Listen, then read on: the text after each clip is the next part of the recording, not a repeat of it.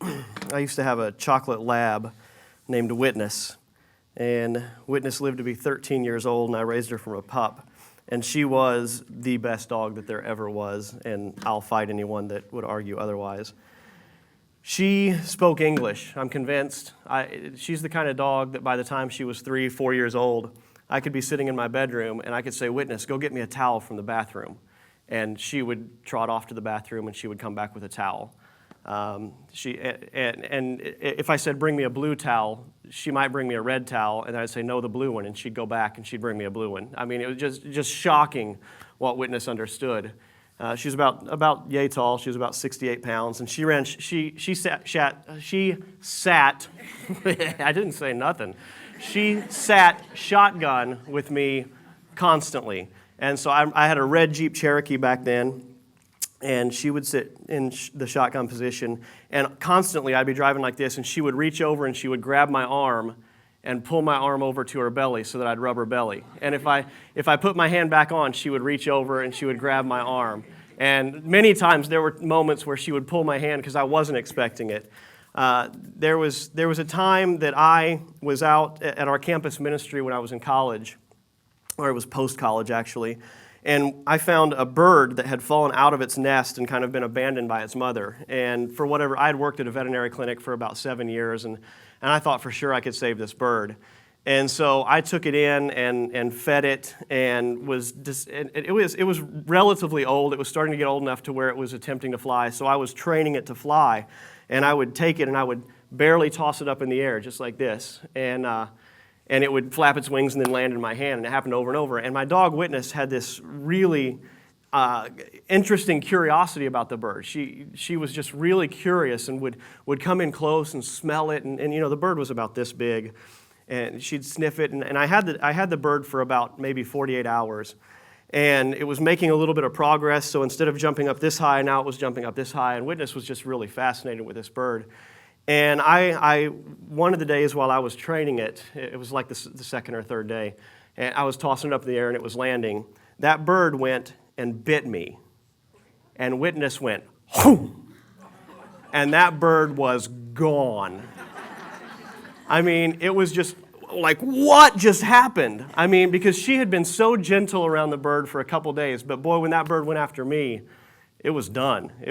This bird was like, there was nothing left of the bird. Just, and that's the kind of loyalty that the dog exhibited, the kind of smarts. I'm almost supernatural how amazing and human-like this dog was. But she used to go out on trail. She got old and actually got cancerous, and her hips were kind of bad. But she would still, from the time she was just a pup, she would ride behind me on a bike all over campus. She would just just follow me anywhere I went on campus. Never had a leash on the dog, and she was just always right there with me. And we used to go out on the trails at Land Between the Lakes over in western Kentucky, and we did a lot of night backpacking. So we would arrive right at sundown, and then we would hit the trails while it was dark out. And Witness would always lead the way. She had her own little backpack that carried her bowl and her water and her food. And she'd always be about 30 to 50 yards out in front of us because she knew where the trail was. We didn't because it was dark. She always knew where the trail was. So she would lead the way. And she'd be out and she'd go about 50 yards and vanish into the darkness. And then she'd turn around and come back and wait for us. So we never had to look at the map. We never had to look at the trails. We just had to listen for her collar and watch for her to reappear and go wherever she went. Well, as she got older, when she was about 11 years old, it got to the point where she would still do that, and she'd be, just super excited about life and out on the trails with us and carrying her backpack, and she'd lay down in the tent at night and go, "Ugh." She would make noises like, "Ugh." And by the time we got home, we had to hike 10 miles, she would get to the point where she would lay around, and it was all she could do to get up and go eat, and all she could do to get up and go to the bathroom. And she would moan. "Ugh." And I just remember feeling so bad, but then this battle between, do I let her run the trails, or do we just say, "Okay, Witness, your trail days are over"? And it got to the point where she would try to stand up, and it was just hard. It was just hard to watch her be like that. And when I remember, so now you guys have a picture of my dog Witness. And if we went away and a year from now I said, hey, do you guys remember when I talked about Witness? What kind of dog was she?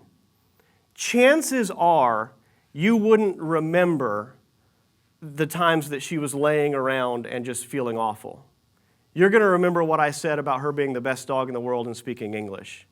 I don't know that any of you ever even pay attention to any of my sermons, so a year from now you might not have a clue what I'm even talking about.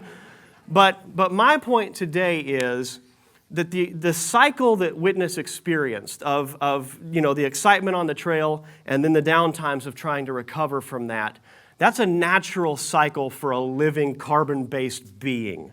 It's a natural cycle for humanity. And today I want to talk about what it means to be run down and kind of beat up.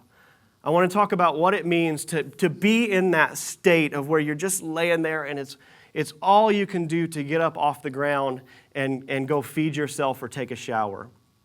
As a relatively new pastor, I'm still surprised pretty often. I received a great surprise this morning that I'm not going to share with you, but dealing with people, so I have secrets. Dealing with people constantly, it's always something interesting and adventurous and wild and weird, and sometimes you're like, what's wrong with you? There's just all kinds of responses. But just in the last probably month, I've talked to people, one person who described themselves as in kind of a spiritual crisis. They felt like they were doing okay for a while, and then now it's kind of, there's just so many questions and not really knowing the answers and not even knowing what the solution is. I talked to another person who attended some Christian meetings, and at those Christian meetings, there were people who were being visibly touched by God. There were like outward signs that something miraculous was happening in their life, and they were, ecstatic and charismatic. And the person was asking, why is God not doing that stuff for me? What's wrong? Like basically, what's wrong with me? I've talked to another person who says that their spiritual life at one point was kind of exciting, and now it just feels like it's just on the back burner. And actually, I've talked to 2 or 3 people like that. I've talked to people who are depressed, who are giving it their all to do all they can, and they're praying, they're attending church, they're going through the motions, but for whatever reason, there's no fulfillment. I've talked to another person in the last month and a half that kind of just wonders, why has my life shaped up the way it has? I have, as far as a career, as far as a job, as far as my relationships, it just seems like when I was younger, I had all these ideas of how life would shape up. And now that I'm looking at my life now has really nothing to do with what I thought it would be. It's not good. I don't much like my life. And I pray before I preach. I try to ask God, what's your message? What's the deal? And here's what I feel like God would say today. I feel like God would say to all those people and to anyone else in the similar shoes, because chances are if we go around this room, there's going to be a lot of people that would describe something similar to what I've said about the others that I've talked about. I think God would just say, it's okay. It's cool. Everything's all right. Just like when we think about Witness and we think about the dog that I had, I don't remember her as the dog that laid around feeling lousy. And I don't think God looks at us that way. There's a natural cycle in this life of contentment and then wanting something, and of feeling good about life and feeling excited, and then feeling like something is missing. And if you didn't have those times of something is missing, there wouldn't be much to propel you forward. What you're experiencing and what you have experienced in these areas, it's just a natural part of being human. And God understands that. I've seen this quote multiple times, and it always sticks with me. It says, "Be kind, because everyone you meet is fighting a battle you know nothing about." Odds are, I could go to most anyone in this room and say, I could go to Adam and say, Adam, what are the chief battles in your life? Like what is it in your life that is really, it's just tough, man, and you're having a hard time dealing with it. And he might pour out something on, and I don't know, but he might pour something out on me that I was like, whoa, I never would have even imagined that about you. I never would have imagined that, it's just not on my radar. And odds are I could go to each individual all throughout the room and say, what battle are you facing? And probably you could lay something on me that's pretty heavy. Now, not everybody, but even if you're at a point where you're like, well, not really, you will be, and you have been. It's a part of a cycle of life. There's going to be times when life just seems like a grind and you're working hard and you're trying, and there's going to be times where things feel all right. And that's a natural part of being human, and it's an okay part. I'm going to read a passage from 1 Kings chapter 19 to you and show you that I feel like God would agree with my assessment that it's kind of okay and normal. If you guys have your electronic devices and your Bibles with you, pull those out and read along with me if you don't mind. Let me get back to this 1 second. So I'm going to start in verse 2. And in verse 2, so let me set this up for you. In 1 Kings 18 through 19, in chapter 18, there's a prophet of God. So he's a guy who speaks on God's behalf, and he does so in front of all the people of Israel. I mean, he's a voice of God that people respect. And he's had this conflict with the priests of Baal, or Baal. And they're trying to decide who is the real God. And there's been this public contest.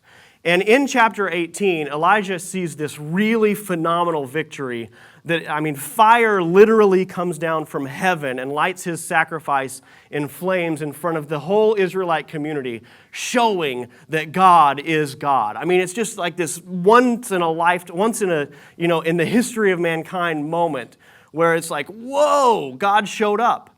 And Elijah goes away from that expecting all of Israel to turn towards God. He expects the government to say, okay, all right, we get it now. The one God of the universe is the God of Israel. He's thinking all these great things are going to happen, but they don't happen. It doesn't turn out the way that he expects it's going to turn out. And so we're going to start in 19 verse 2. It says, Then Jezebel sent a messenger to Elijah, saying, May the gods do to me and more also, if I do not make your life as the life of one of them by this time tomorrow. A lot of those priests were killed. She says, if I don't kill you by tomorrow, may God kill me. So the government that he thinks is going to turn to God, now that there's been this real visual sign, says, no, in fact, we're going to murder you by tonight. And he runs off, and it says, Then he was afraid. Verse 3. He arose and ran for his life. In verse 4 it says, He himself went a day's journey into the wilderness and sat under a tree. And he asked God that he might die, saying, It is enough. Now, O Lord, take away my life, for I am no better than my fathers. And he lay down and slept under the same tree. And it says, Behold, an angel touched him and said to him, Arise and eat. And he looked, and behold, there was at his head a cake baked on hot stones and a jar of water. And he ate and drank and lay down again. And the angel of the Lord came again a second time and touched him and said, Arise and eat, for the journey is too great for you.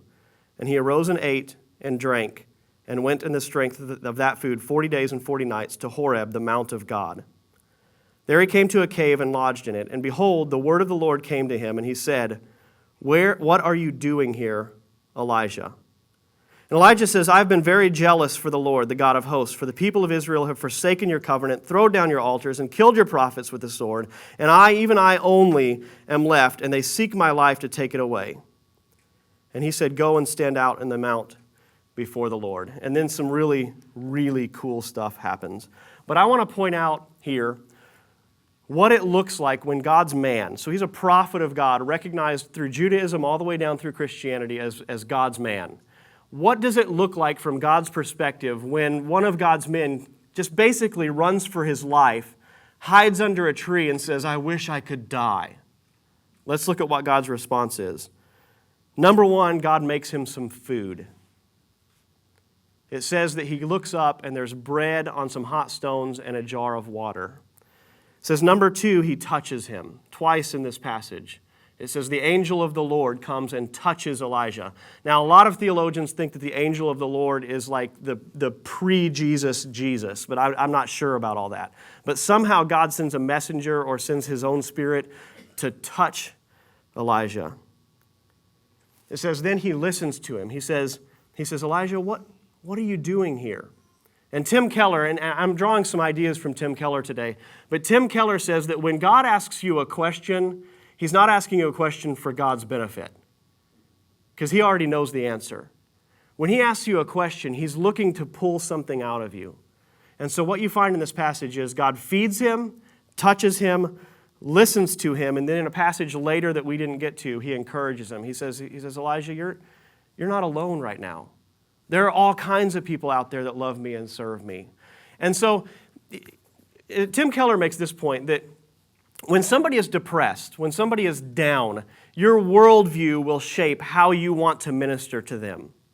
And so you might take what we'll call the physicalists. And the physicalists believe there is no supernatural, there is no spirit. And so a physicalist will say, what's wrong with you is biochemical.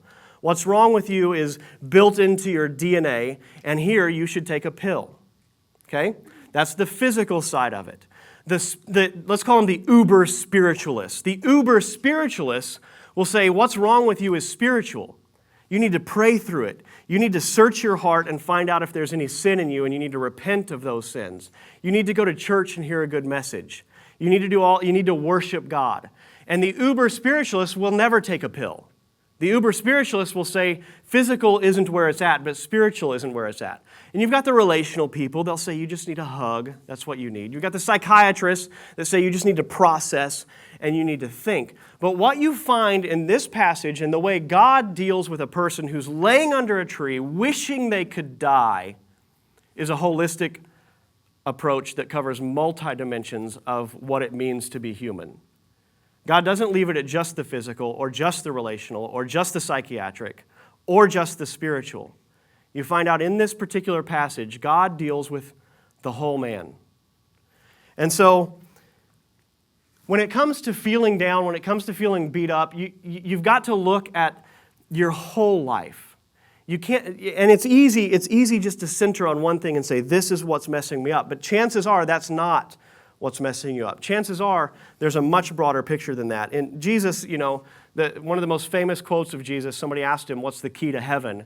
And he said, love God with heart, soul, mind, and strength. He covers the whole human being. He says, with everything you are, surrender that and submit that to God. And so my goal today is to touch on those four categories that are on the screen, that were on the screen: the physical, the psychiatric, the relational, the spiritual, just very briefly.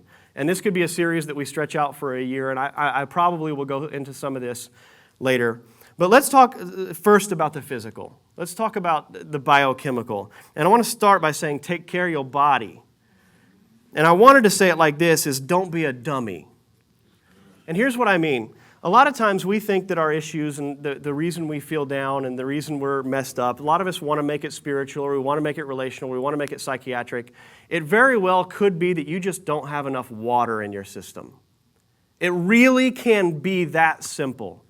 And so I want to just briefly talk about a few things you can do to take care of your body, because a lot of times if you'll get that biochemistry working properly, a lot of the other stuff starts to make sense. Your relationships change, the way you think about life changes, the way you connect with God. I'll tell you, if I have a big old dose, I haven't had caffeine in years, but if I have caffeine of a Sunday morning, man, I'm closer to God than I've ever been. I mean, your brain does play a factor in how you feel about your spiritual life. So let's talk about getting sloshed. When I was in college, we used to call getting sloshed. I know it's not what you think.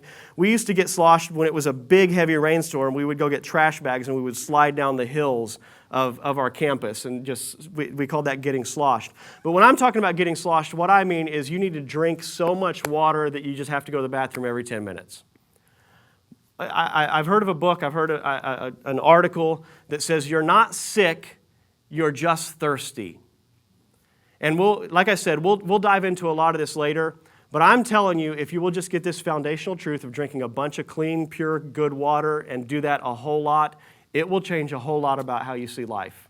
Water affects your organs, it affects your nerves, it affects your nutrition, your digestion, it affects every single part of your life. It's a big part. Get ripped. We all know we should exercise, but what percentage of people actually do? You need to get out, get moving, get your blood flowing, get your joints working. If you're sedentary as a lifestyle and you feel crappy about life, there is probably a connection. You need to get up and move. You need to exercise. Number 3 is get comatose. You need to get enough sleep. If you're not getting at least 6 hours of sleep at night and you feel cruddy, there's a connection. You've got to get enough sleep. You've got to work it into your system. And we could talk all night or all day about sleep and what it does to your body. I'm not going to do that today, but I'm saying these are if you're feeling awful, if you're laying under a tree saying, I wish I could die, I'm in the middle of a crisis, why is my life the way it is? And you're not drinking water and you're not sleeping and you're not exercising, those are places you should look. Because it's not just spiritual. It's not just psychiatric. There are physical components to it. Number 4 is get nourished. You need to eat food that contains nourishment. You know, I've heard it said, don't eat where your car eats. In other words, don't go to the gas station and buy chips and candy bars and think that your body and your mind and your spiritual life and everything will propel itself. It won't. Your body was designed to run on certain fuel, and if you're not feeding it that fuel, you're going to feel like crud. And then finally, get naked. Now, I know you guys are wondering, nobody's even heard a thing that I've said because naked is on the screen. It would be ridiculous to talk about physicality without at least touching on sexuality. You were designed as a sexual being, and if you're married, you should be doing your best to have a whole bunch of it. Now, if you're single, usually if I preach a PG-13 sermon, I try to give you guys notice in case there's kids in the room. I didn't do that today, so I'm not going to get into that. But I'm happy to talk about those things. But I'll say this very briefly. Especially males were designed to have substantial sexual encounters on a schedule. And if you don't, your testosterone goes up, you get angry, you get irritated and bitter, and it's about a 48-hour cycle. And so your sexuality can be a big part of why you feel so lousy about life. Now, I know that creates incredible complications for singles in here. I know it creates complication in marriages because I know it's not easy in marriage. But here's my point. My point is, if you're laying under a tree feeling lousy, it might just be because, okay? It's something you need to examine and something you need to think about. And we'll talk about this more in series later. Let's talk about the relational component. You need to have friends. You need people in your life. Part of the reason you may feel so bad about life is it may have very much to do with your relational connections and your friends. Here's 4 tips real quick. You need to determine whether you're an introvert or an extrovert. And how you know it's based on how you recharge. It's based on how you start to rest and regroup in life. And for some of you, that happens in a crowd. For some of you, that happens with other people, and you desperately need that. For some of you, it happens alone. You get off and you're like, oh, man, no more people. Life is good again. You can tell that's where I'm at. You need to know what that is, and you need to cater to that in your body and in your psyche. You need to create space and create time to refresh with or without people, whichever camp you lie in. Number 2, you need to be friendly. It's shocking as a pastor how often you hear people, and I don't hear this really, honestly, I don't hear it so much about Daylight Church. I hear it about other churches because Daylight is just awesome. But people saying, I went to that church, and we probably are making mistakes here. There's probably people who have not felt welcome and not felt like we're friendly here. But there's people who will say, I went there and nobody was nice to me. And what they don't realize is they went there and they were just really grumpy. And in order to have friends, you need to be friendly. If you're a grump and a turd, don't expect people to want to be your friend. Be friendly. Learn how to be friendly because you need friends. You need to be, I just said turd in church. Number 3, be transparent. You know, it's very, very simple to try to put on a show. And putting on a show does not create genuine friendships. Again, these are all things that we can talk about over a long period of time. But if you're a person that feels like you always have to put on a face and be something you're not, that's something you should examine. That might be a huge part of why you feel kind of lousy. And then finally is make plans. For some people, it's the most awkward thing in the world to come up to a new-ish friend and say, hey, what would you think about doing lunch coming up? What would you think about hanging out and going to a show? Or what would you think about doing this? For some people, that's really, really hard, and especially if you're an extreme introvert or you're extremely shy. But I'm telling you, people like it. You never want to say to somebody, because we're all so guarded, you hardly ever want to say to somebody, I would really like to be your friend. That just seems like, I just can't do that. But I think people like it a whole lot more than we think, is when people, if you'll go to somebody and say, I'd like to be your friend, or I'd like to get to know you better, or let's do lunch. And so if relationships and you feel lonely, you feel disconnected, some of that is on you. You can't expect other people to make your relational life perfect and right.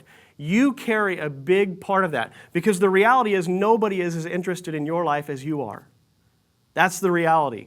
Part of being relational is us stepping out and making opportunities for relationships. This is a huge part, the psychiatric part, taking care of your brain. And I just put a few things on here. You know, you'll never hear this enough from me. I'm going to say this every single quarter at least. Learn to read. Read, people. Read. You can get in the minds of the most brilliant people on earth by reading.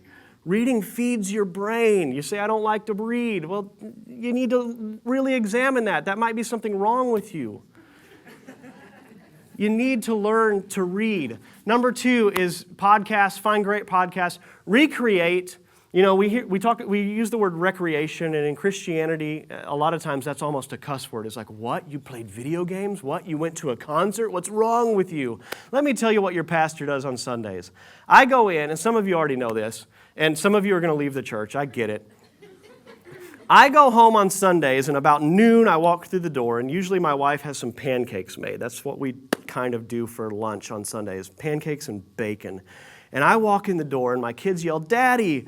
And it's the best moment of my life, because I'm introverted, and I know that for the rest of the day, this is my agenda. I'm going to play video games for about 3 or 4 hours while my wife takes a nap. Then I'm going to eat pizza and wings, and I'm probably going to watch a football game or a movie. That's how I spend my Sunday afternoons. Many of you text me, email me, try to call me on Sundays. I ignore you completely. If you text me and say my head blew up, I'm going to say I'll do the funeral Tuesday. Sundays are my moment of, no, you guys don't even exist to me. And you need something like that in your life. You need time where it's something that really recharges you and lets you rest and lets you relax. And if you don't have that and you wonder why life is cruddy, that's a good place to look. And then finally, tune in and get help. Tune in is about music. I've had some really substantial moments in my life where I've had headphones on and God just was like, life is okay. Everything is good. If you don't have enough music in your life, that could be a problem. And then finally, get help. I'm seeing a counselor this week. I'm seeing a therapist this week. There's this idea among people that there's something weak about you if you see a therapist. Therapists are people that are there and professionally trained to help you sort out all this stuff. And they're good. And you don't even necessarily have to have anything major going on in your life to need to talk to somebody and say, this is who I am and what I'm dealing with and where I'm at. So you might say, I don't need a therapist. You might. You could. It wouldn't be a bad idea to sit down and talk to somebody who's professionally trained to pull stuff out of you. There's nothing embarrassing. There's nothing wrong with seeing a therapist.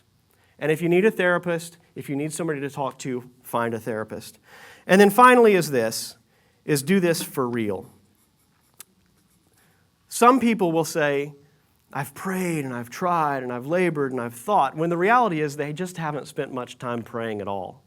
In the passage that we just read, what you find is that after he gets up and it's a terrible font. I don't know why I didn't swap that font. Sorry about that.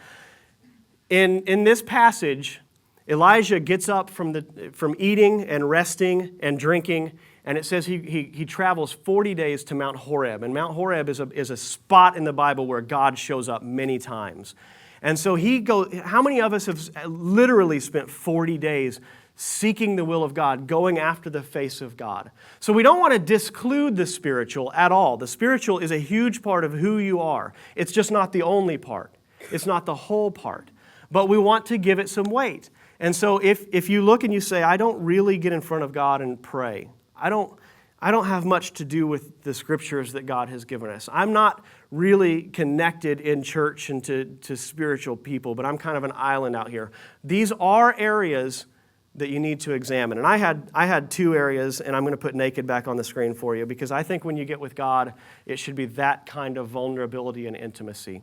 I think there needs to be times in your life where you're saying, God, this is me. This is me in all my frustrations. This is me in all my difficulties. It's me in all the ways that I look at myself and feel like I'm less. I think you need to have times where you're just utterly and completely transparent in front of God. And then I think be natural. I remember in the 90s, there were some, like, the hour that saved the world or something like that, and you were expected to pray for an hour, and you were supposed to spend 5 minutes in praise and 5 minutes in thanksgiving and 5 minutes praying for other people and 5 minutes listening and 5 minutes worshiping. And they were like this systematic approach to this is what your time with God ought to look like. And if you try to take that over into the get naked part and you put that with spouses and you say this is what you guys should do when you're together step by step, there's just something weird about that. I feel like each one of you has a specific and different type of relationship with God. Some of you can worship and play music and raise your hand. I mean, I was doing that in my car this week. I was playing music and going like this, and then I noticed in the rearview mirror that the guy behind me was like, but I don't know, you feel like you're enclosed in your car. But some of you, that comes naturally, and that's right and real and good, and you're naked in front of God when you do that. Some of you, it just feels completely awkward. Some of you, maybe similar to me in the area that you can just sit down with a good book and encounter God. But my point is this: don't get freaked out just because you don't look like the other guy when it comes to your relationship with God. Be naked before God, be natural before God, and worship Him in reality. The psalm says this: God, you are my God. Earnestly I seek you. I thirst for you. My whole being longs for you in a dry and parched land where there is no water. I want to bring this quote back because I believe this is a reality. And I think it's a reality in this room. I think it's a reality in people that you encounter every day. And I want to bring up two things. Number one, if this is you, and you're in one of these battles, you're one of the people that has come and talked to me, you're one of the people that just feel you want to lie under a tree and just wish you could die, or you just wonder, why hasn't life turned out the way I expected it to? I want you to hear loud and clear that God is not disappointed, freaked out, or worried about your situation. He knows exactly who you are right here, right now, and He's crazy about you. And He's not worried. And He does, just like we talked about at the beginning with my Chocolate Lab witness, He doesn't see you as the one who can't get up off the floor. He remembers you for the broad spectrum of who you are across life. And number two, I want to bring out this point. This is the reality for everyone you will encounter today. Be aware that every person you talk to is probably fighting some kind of battle to some degree. Some very serious, some a little bit milder, but regardless, real. And I would encourage you, start asking this question with people that you're remotely friendly with. Say, I heard this quote recently. It says every person is in a battle, and I'm just curious, because we're starting to become friends, or we're friends. What does that look like for you? Like, what is it that you fight and you deal with? And again, when you go back to the relational aspect, now what you're doing is you're being transparent. You're creating doors for relationships to open, and relationships are a part of the multifaceted being that you are. But remember this: if you're that person, it's not just spiritual, it's not just physical, it's not just psychiatric, and it's not just relational. You are a multifaceted individual, and it's important that you look in different places and try different things in order to let God heal you.